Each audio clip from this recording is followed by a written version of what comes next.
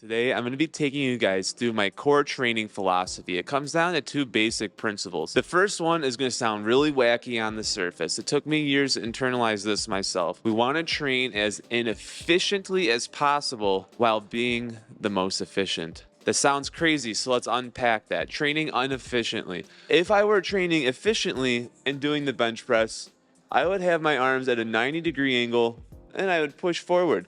Very efficient, excellent use of your mechanical abilities. Let's say I'm on the job site and a foreman says, "Hey, Andrew, I need you to rep out 225 as many times as possible." I would say, "You got it, boss." Boom, 90-degree angles all day. But it's not actually putting together a lot of growth stimulus. I'm not generating as much as fatigue as I could. I want to train more inefficient, meaning I want to be training from a position where I am compromised. See here at the 90-degree angle? Let's take that all the way back. How much further back can we go? That is a very compromised position. My chest is extremely stretched and also in its weakest state. By training here, I'm getting the most growth stimulus. I want to get that deep stretch, but then I also want to get an acute contraction, meaning I'm going all the way up. If I'm working with dumbbells, I like to clink the weights at the top just to let myself know I finished the range of motion. Now, the second key principle is I want to isolate muscle groups as much as possible. Let's take two very similar exercises. You've got the military press, which is a standing shoulder press with a barbell. You could also do that same exercise in a seated position with dumbbells. When you're doing the barbell version of this, your core is activated the entire time as long as your glutes, your body has to stabilize. That's pulling energy away from your shoulders to focus on balancing the body. Now, if you can remove that element by doing a seated shoulder press, sure, you're not going to remove the core entirely, but you're going to reduce it by a significant amount. It's as good as we can get it. That's going to allow you to push more weight through the shoulders. You're using up all of your energy on one key area. I try to do this for every single one of my lifts. I've never believed in doing all this cross training or strange stuff that you see in the gym where people are mixing some sort of squat with a press or a row or a curl.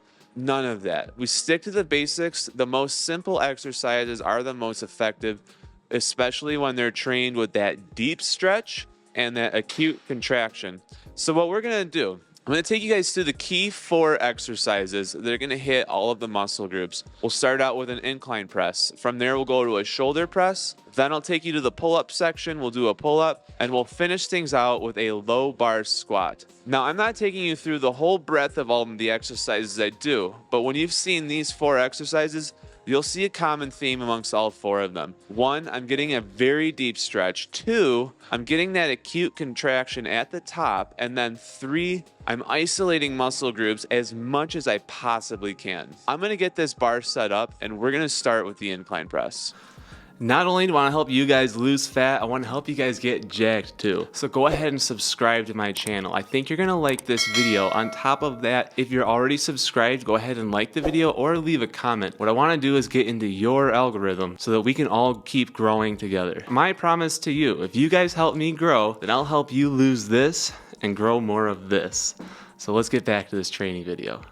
All right, so you can see here, I've got my incline bar set up. So here's how this is gonna work. I'm gonna unrack this bar. We're gonna knock out just a few reps just to show you guys what it looks like. I want you to really focus in on my hand position and how controlled I am. I'm lowering this bar with control all the way down to my sternum. The sternum being where it is, I can't lower this bar any further than I've gone. I press all the way up. I try to get as acute with that contraction as possible. And when I bring the weight back down, I want it controlled. I want to control the weight through the movement. Now, like I was saying, with the bar being in the way of the sternum, that's as deep as we can get. But I'm going to show you a way where we can go even deeper.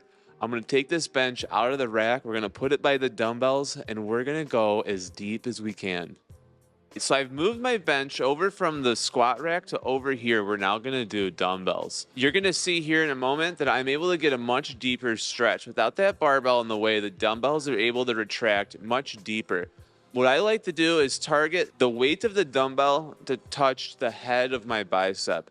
That's how I know I've reached a deep stretch. From there, I'm going to explode the weight up until I'm able to gently tap at the top. This lets me know that I've done a complete range of motion. I do want to make sure I'm lowering the weight gently, so I don't want gravity helping me at any part of this movement. Now, despite the fact I'm getting a deeper stretch here, I still do really like the barbell incline press. In fact, what I normally do is I hit my heaviest weights first on the barbell. Then I come over to this area here to finish out with lighter weight, but then also getting extremely deep stretches. I've been training this way for years, and over time, I've gotten extremely strong in the compromised position. This strength is translated to an exercise I'm going to show you. Now, what you're about to see might make your skin crawl. I don't want you trying this at home unless you've actually been training in a deep state for quite a while. What we're going to be doing is a chest fly from the floor. So I'm going to lower the dumbbells until they've actually touched the floor, and then I'm going to explode upward. For me, this is the apex of my training philosophy. I'm getting in the most compromised position I can with this chest fly, and I'm coming out as strong as I can to force that weight up into the air.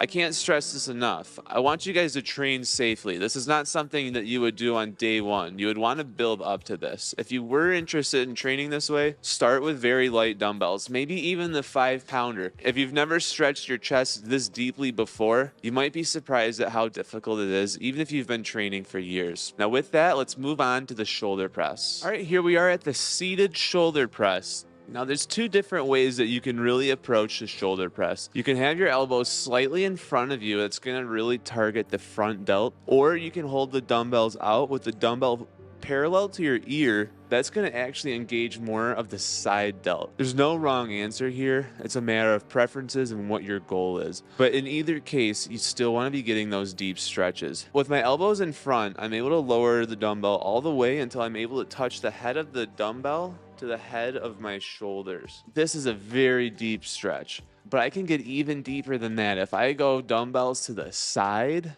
I'm able to actually lower those dumbbells much lower than my shoulders. I'm able to actually brush the side of my triceps. This gets even deeper.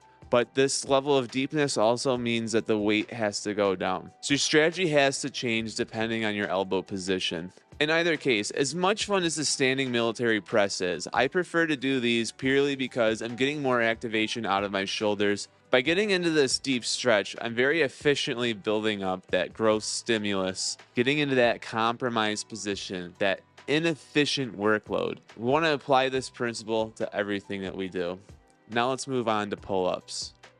So with the back, unlike a pressing, we're not going to necessarily be able to get that deep stretch with the weights. Instead, what we can do is let gravity pull us down to the floor. So whenever I'm doing a pull-up, I make sure that I start every single rep from a complete dead hang. Ideally, you want to get your chin above the bar. Now on this pull-up bar, there is no bar in the middle, so you have to sort of eyeball it. But in general, chin above your wrists will be an indicator that you've done a full rep. I'm not actually that concerned later on in the workout about getting my chin over the bar, as long as I make sure that every single rep starts from a dead hang. As the sets go on, it does get more and more difficult to accomplish the chin over the bar. You can do a dead hang on every single rep 100% of the time. You'll see there in my first couple pull-ups, I was easily getting my chin over the bar, or over my wrists anyways. But as I would continue going on, that wouldn't be the case. But I can always hit that dead hang. Now let's wrap things up with legs. Ooh, this is my favorite one. All right, last but certainly not least, we're gonna be doing the squat. Now, I am a very big fan of the low bar squat. For those that don't know, a high bar squat, the bar rests right here on your upper traps, just below the neck. This is what about 99% of lifters are accustomed to and have been doing their whole lives. A low bar squat, on the other hand, I retract my shoulder blades so that there's a crevasse that I'm able to place the bar onto. It's going to be on the lower trap. By lowering the bar even just an inch down my back, it's going to allow me to get an incredible amount of leverage on my lower body. You're about to see me get extremely deep on this squat, but I want you guys to know it wouldn't be possible without doing the low bar method. You're going to see me basically fold up like a pancake. So notice here, I really have my shoulders pinched up. This creates that crevasse that I can fit the bar into. And then also pay attention to how my feet are positioned. My toes are pointed out at around 10 and 2. And I keep my feet close together so that they're parallel with my shoulders. This allows me to get a very, very deep stretch that otherwise wouldn't be possible. There we go. Folded up like a folding chair. But that's how we get stronger. Hitting those really compromised positions and accelerating all the way into those very acute contractions. That's what lifting is all about. That's what gets you the strong gains. Don't forget to subscribe. All right, guys, there we have it. That's my training philosophy in a nutshell. It's all about getting those deep stretches and those acute contractions. Getting that range of motion as wide as possible is going to yield the biggest results. If you train efficiently, your body doesn't actually get the stimulus it needs to grow. But if you train as inefficient as possible, as in your most compromised positions, that's what stimulates your body to grow. Not only that, we want to also eliminate as many factors as possible. So that means isolating the movements down as much as we can. If you have the option, do exercises seated, for example, the shoulder press.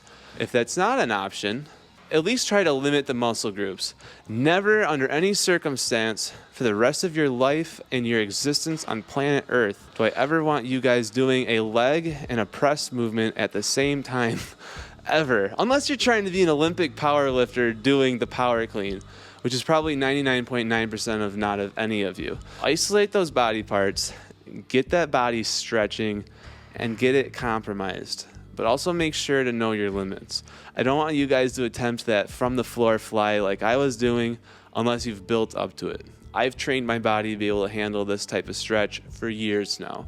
You got to start small, keep the weights as low as possible until you've developed that stretch, and then you can increase, and you will get stronger. I guarantee it. With that, guys, go ahead, like this video, subscribe to the channel if you haven't already, and I will see you guys next Monday. Peace. Stay right there. Wait, hold it back up, hold it back up. With that, guys, I've been Andrew Fillion. I'll see you in the next one. Peace. Then I can do my stupid little. You want to do your. Then I can do my stupid little editing trick where I okay, disappear. That's what you do.